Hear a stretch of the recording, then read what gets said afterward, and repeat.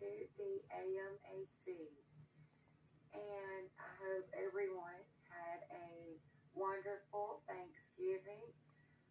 I sure did. I got really full, and my pants are getting a little hard to button. So I hope everyone is doing good out there. And today we are going to have a cooking show, and it's on my homemade chili. And here in northern Alabama, we have had our first few days of official cold weather. So I do not use the chili powder packets that you get at the store. And I use the red kidney beans here. See if we can see those. Yes. And you want to soak these overnight, of course, and a little bit on into the next day. So I prepared my beans actually last night, and instead of adding much water, I do add just a little. I use the chicken bone broth, and it's got that, it's just full of flavor, I think.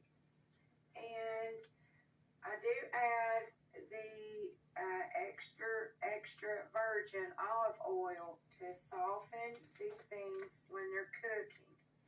And starting out, I have found also that when I use the apple cider vinegar, it will stick on the bottom of the pan cooking the beans. So after your beans have been cooking a while, you can just come in and add you maybe 2-3 tablespoons of the apple cider vinegar. And then when everything else goes into the pot, we're going to add some more of this as well.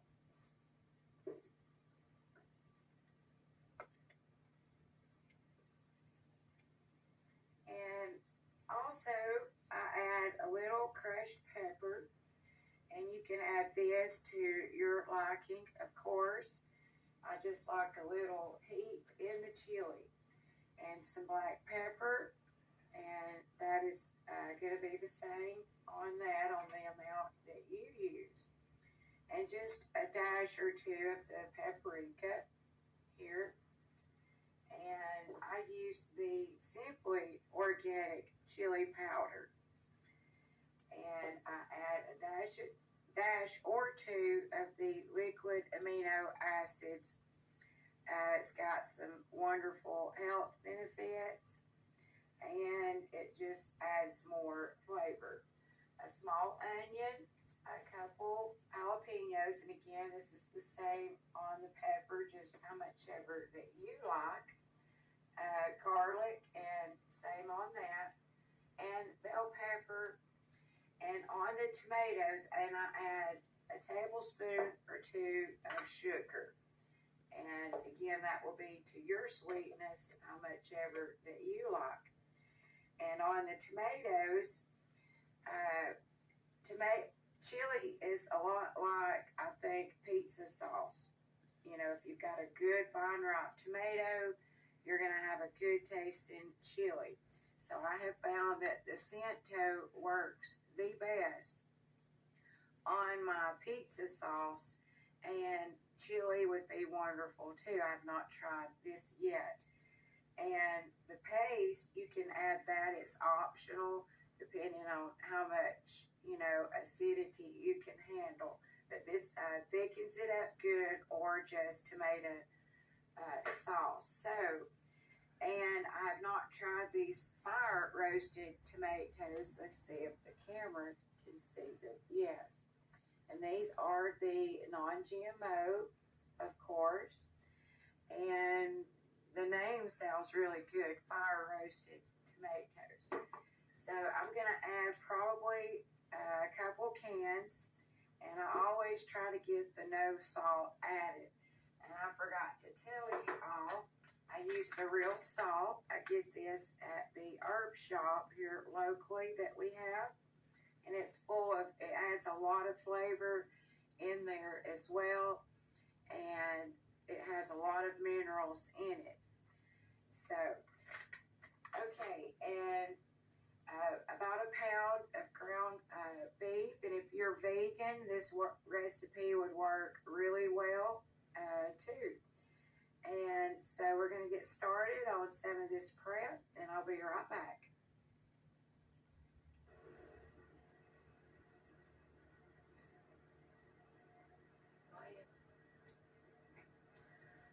Okay, so next we're going to add the bell pepper and the jalapeno and the small onion. Just going to toss that in there. We're going to add some chili powder here.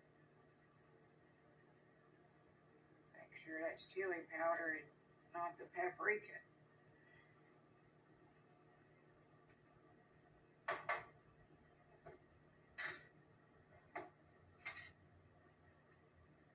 And I ended up using about 1.5 pounds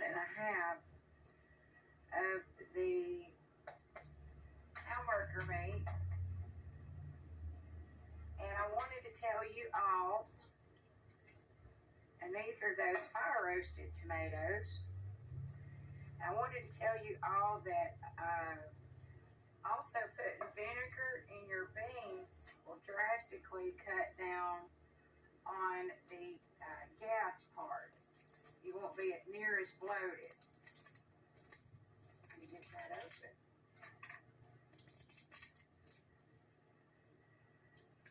And everyone stay tuned. I did make a sweet potato pumpkin pie over the Thanksgiving holidays, and it was absolutely delicious. So I'm going to end up uploading a video on that as well. And also, we have a painting tutorial we're still working on. And that's about how much pepper I add.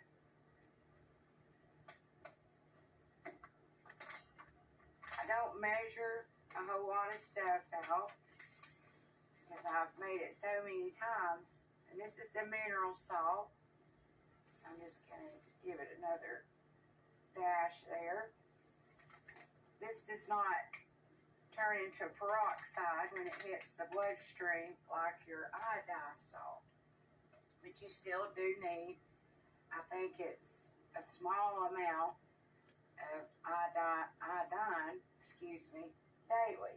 And I'm going to have to test this crushed pepper. I don't want to add too much because I can always add more.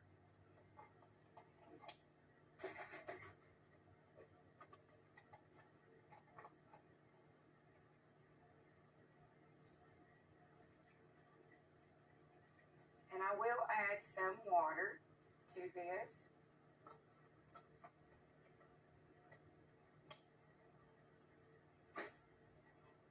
And the vinegar, of course, because they had some vinegar in there when I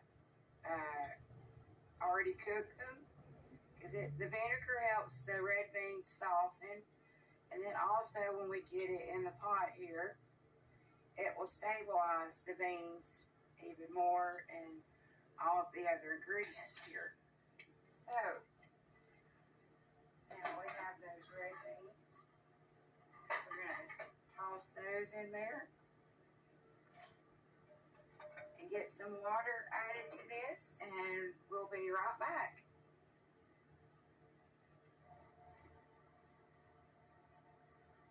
Okay, so here is the chili, and I have some cheese in it and some sour cream, and banana peppers are really good in chili as well if you have not tried that. And something else I want to tell you all, The vine ripe tomatoes, your fresh tomatoes are the best when it comes to chili and your pizza sauce. And I just have my chili topped here with some sour cream and cheese. And I like a little more cheese than most people. So everyone, this is how we do our chili here at the AMAC. And I hope you all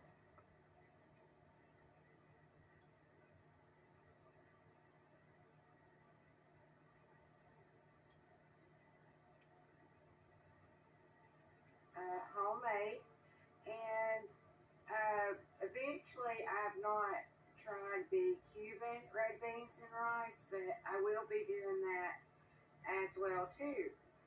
And stay tuned. Also, we're going to be having some deviled oven fried chicken coming up too. And everyone, I'm going to have me a delicious bowl of chili and get cozy on the couch and maybe paint later. So everyone, until we all meet again, may God bless you and God keep you.